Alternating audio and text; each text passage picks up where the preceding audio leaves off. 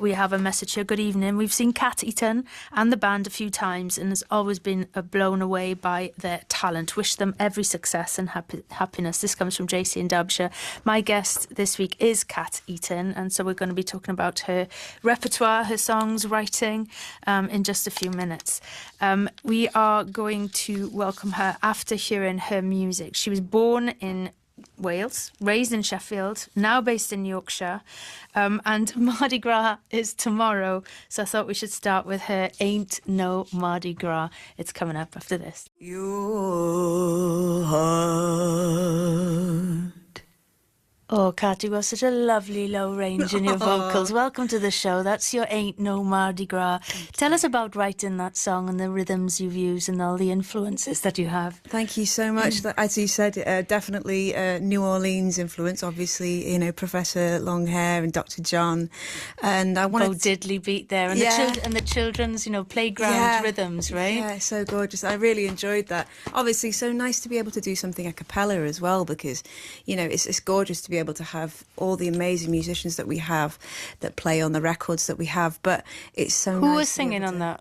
That is Natalie Duncan and me. Is it really? Yeah. Just the two of you? Yeah, just two of us. So how would you know Natalie? Natalie's one of my friends, one of my best pals. No, yeah. I didn't know that. So I've worked with Natalie. We were bringing a band together for Buckingham Palace for a gig. I don't know how long ago that was, but Natalie was one of the. She's an incredible singer as well. Oh God, my she? Goodness! So how many tracks of your vocals were there? Because you sound a bit like a gospel choir. Don't you? That's the intention, and like the claps are meant to sort of kind of like increase as the song goes on. But I think there was about five of Nat, maybe three of me or something by the end. But you know, at the beginning was sort of like one or two or something like that. So your influences musically, I've been listening to your repertoire, all your recorded music before, you know, welcoming you on the show. It really does. It's pan-genre, isn't it? Yeah. You dance across from soul, gospel, blues, rhythm and blues, jazz, Yeah. I think I would put in there as well. Were you always there? So where's this record collection come from? Well, my dad had a huge record collection for sure, and when I was little growing up, I listened to that. I would, you know, pore over all the album sleeves of everything that he had. So he was listening to B.B. King and Ella Fitzgerald and Julie London and Leonard Cohen and Tom Waits. Great mix. Yeah. So I had that, and then I also had like the influence that my mum gave me as well. So Carole King and Joni Mitchell, and more from a songwriting style. And then, you know, Aretha came in when I first saw The Commitments, and I heard... Yeah, that was huge. Oh, goodness. Wasn't it, when that film broke? Yeah, I know. And all that Northern Soul stuff. And then I was like, well, I need to get into this. And I know you're going to play a Frank White song later, but I remember listening to him when I was 11 and thinking, God, the way that the music moves through him and every pore of his being and all the electricity that he had whenever he performed, it was just so wonderful to see. Hold on with that, because we are going to play some Frank White. But next up, I've got lined up John Lee Hooker and Ry Cooder. Why this song in particular? This is hip. This is a crazy story. But my dad and one of his best pals from university, they get together every October, and they have this thing called the Oktoberfest, where they play lots of strange games. They call it the Dossers Pentathlon, and they basically just get drunk and have lots of fun games that they can do, like sitting down most of the time. So I remember being about 6 years of age, and they would always play music way into the evenings, like till, you know, 3 or 4 in the morning. And I remember being quite young, 6 years of age, and coming downstairs to this song and coming into the room, into the front room, with an air of smoke, because they were smoking loads of cigars. And this song, and they were just both just there, just bopping their heads, this is hip, pretty babe. And they were having a cigar competition to see how far they could blow the smoke rings. And of course, John had one of those wrapping paper, big cardboard wrapping paper things that made the like a tube, the big tube that made the cigar smoke ring go all the way to the other side of the room. So that was quite an image for me as a 6-year-old girl. I love that image, and with that image, let's head into that room. Brilliant.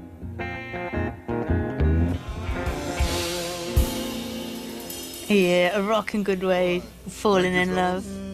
I've just talked over the end of it, sorry. So is this when you fell in love with music? And I'm just wondering, talking about your dad and your mum, obviously music lovers, did they play instruments? Did you have instruments around the house? When did it start that you... There was always a piano in the house, but my mum and dad do play a bit of piano, and they do like to sing now and again, but it's not necessarily not... We definitely... I kind of learnt singing more through just listening to other artists, but they were so sort of supportive of me as a musician from a very early age. And I remember they getting a video camera and filming me singing and playing some Eva Cassidy songs, you know, on guitar, and, you know, from that Live at Blues Alley. And like it was nice to be able to be objective and be able to watch those back and kind of see that I had some sort of talent. But, you know, yes, they like to sing, they like to play a little bit, but their main focus is just enjoying music. It sounds absolutely perfect. We want to come to your house, or their house. Kat, listen, so your voice then, that beautiful low range, you know, has it developed like that? Have you always been able to sing? I mean, you were born in Wales. Were you singing before you moved back to Sheffield? What's the deal there? Well, so I was when I moved to Sheffield when I was 7, I joined a small choir in the school, Dobcroft School, and I started just enjoying music and enjoying that choir. But it was only really when I got to see Frank White playing in that, actually we were supporting him as the choir and he was playing. Oh, really? And I was like, oh yeah, there's better music than the stuff that you do in the choir. So, but I've always tried to emulate vocalists that I've always enjoyed, and a lot of them have had lower ranges, and I've always been happier to listen to as my career has progressed to those lower vocals. Like so, Julie London was a big influence, and later on Crystal Warren and Diana Krall and these lower registers. I do enjoy that. I enjoy the timbre, but I also Tom Waits being that sort of like, and that dusky the texture, and the Leonard Cohen, like I mentioned before, So and I think that's naturally where my soft palate sort of lies anyway, and I can, for my speaking voice, I do have quite a low range, so. Yeah, well, we're going to hear your whole range. There's a wonderful array of your songs lined up to play. Your partner in crime, Nick Atkinson, your co-writer, your member of the band and partner, has just joined us. Welcome to the studio, Nick. Oh, yeah, thanks. Let's play Break Free next. It's from the upcoming 3rd studio album by Kat Eaton. What Happens Now? Do you want to tell us a little bit about how this song came about? Oh, no, it's Break Free that we're going to play. Yeah, how this song came about. Would you like to say something, Nicholas? Yes, Nicholas. I'm just trying to remember how the song came about. I think I had a start for it, didn't I? I had the on guitar. Verse. Yeah, it was kind of a bass part, the sort of intro bass part I had, and I got some verse lyrics, and I was really struggling with the chorus. So I brought it to you, and then we worked out. You kind of came up with the chorus melody, so it was very much a collaboration. This one, and. Yeah, it's about letting go and letting the current take you.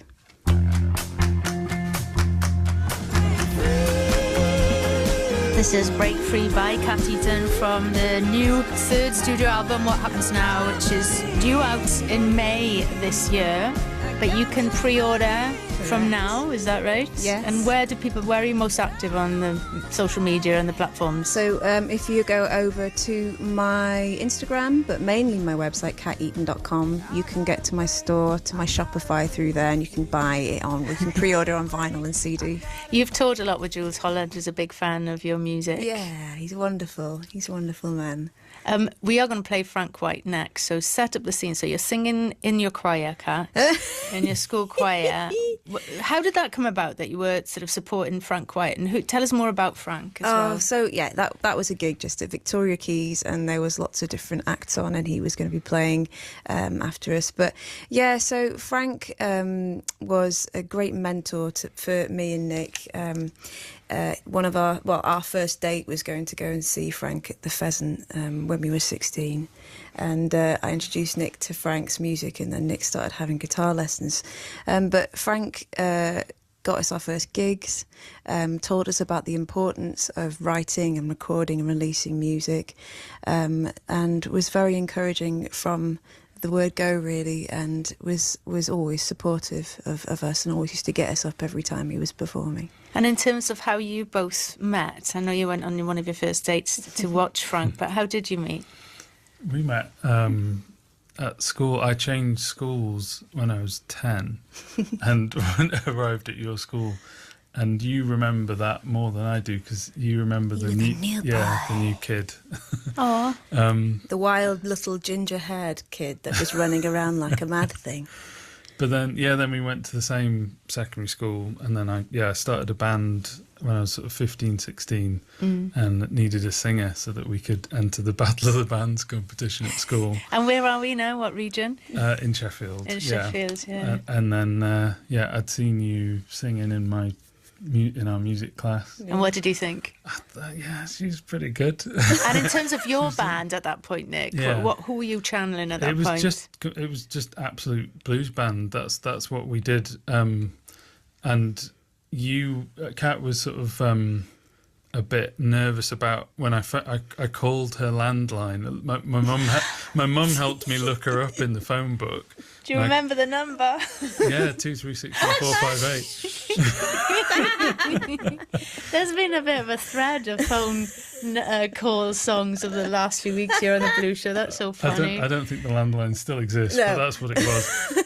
But what's the telephone postcode to Sheffield? What's the picking up? 0114.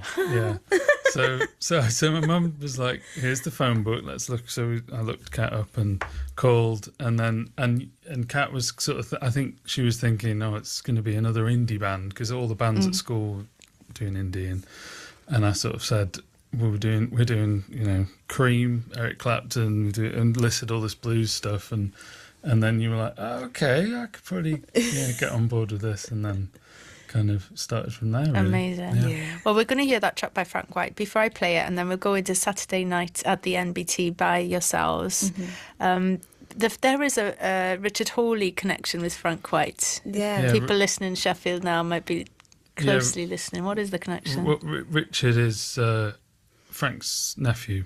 So, Frank was Richard Hawley's uncle, and Frank taught Richard guitar and was a big influence on him. And all the musicians in Sheffield, and also Joe Cocker, who was very famous. Yeah, Frank and Joe Cocker went to school together, and Frank was very much sort of, he's been very influential on the scene there. Yeah. What's the connection then between Frank White's Not Fade Away and your Saturday Night at the NBT? Because I lined them up together just by chance, and you were like, "That's so cool, you've done that." So why is it cool? Well, Saturday Night at the NBT is a song that I wrote, and Frank died sadly at the beginning of COVID, and I just was sat sort of twiddling my thumbs, as we all were, and just was thinking about all the times we used to spend with him. And the NBT stands for the New Barrack Tavern, which is a pub in Sheffield, which used to have live music on every Friday and Saturday, and we used to play with Frank. I used to play with Frank, and Kat used to come down and get up and sing, and just sort of really special memories of us discovering music, really, and getting to know our trade. So that's what that song's about. It's just about picking Frank up because he couldn't drive. Wouldn't drive, probably. He'd normally ring me up at about sort of 7:15. He used to call everybody old boy, and he'd say, "Are you with me tonight, old boy?" And I'd have no idea what he was on about, but basically he'd forgotten to book his band. So and I'd end up jumping in the car and going up, picking him up and taking him down to the pub, and we'd play a gig, and it was just great memories. Great memories.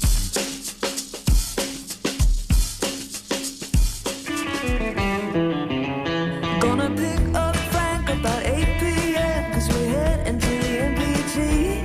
Telling stories in the car of the double-neck guitar that he ordered back in 63. Big and blues is good for me.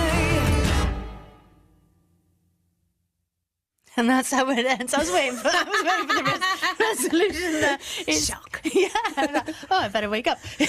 Cat Eaton, Saturday Night at the NBT, and that's from your second album, Honestly, which came out in 2024. Correct. The first album, and I think I've got a track, yes I do, from 2021, Talk to Me.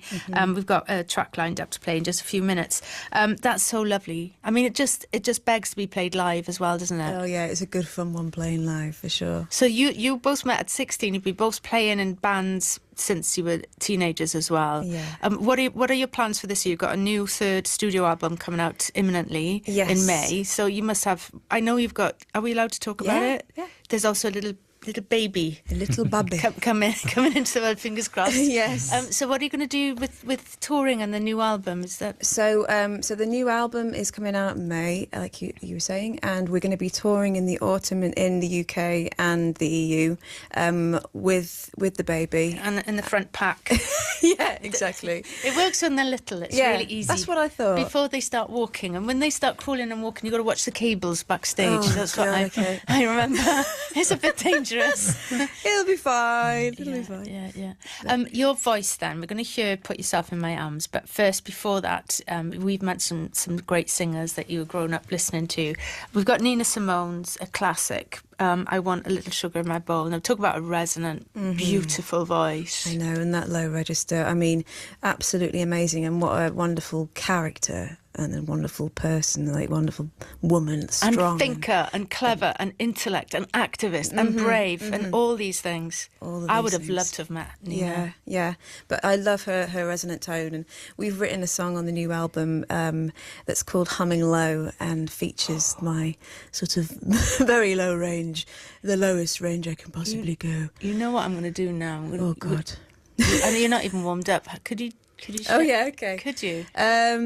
So I remember the sound of the world as it turns quietly round and round, humming low. Nothing better on a rainy Monday day. Blues Justice. We've got messages coming through saying exactly that. So let it rain and let's play some great music, including this one. So when you're playing live, which is going to be around what time of From September. 2026, and people will find out more details where from. Well, from my website, and you can join the mailing list there. We're going to be announcing shows very, very soon. And pre-order the Yes. new album, which is called What Happens Now? Have you recorded in the US? I mean, the sort of the style is evident, the gospel influences and We've the never- soul and the blues. You've not. No, never recorded in the US. We've never actually been. I've been to New York once. You haven't been at all. Yeah, We it's on need the to. list. It's on Yeah. the list. Oh my gosh. We get invited over all the time. I'd Loads of love to fans be a over there. fly in the wall when you do go around, and go to the churches there, Yeah, for sure. the black churches, the mega yeah. churches, and listening to the harmonies and the voices, and God, it's I'd love to do absolutely that. astounding stuff. But listen, it's so nice to meet you. Good luck with all the new endeavours. Thank you so much. We are going to end with Put Yourself in My Arms. Do you want to just tell us, set the scene for this, like you did with a cigar smoke? What should we be doing at home to really best get the best out of listening? I reckon just turn it up and have a little dance. That's all you can do. Nick, thank you, and lovely Thanks. meeting you. Kat Thanks, Eaton, lovely. thank you. Thank you so much for having us, Cerys. I'll see you next week. Up next, it's Angelica Ball for Spoonie with a yo, yo, yo, the good groove. See you next week. I don't care about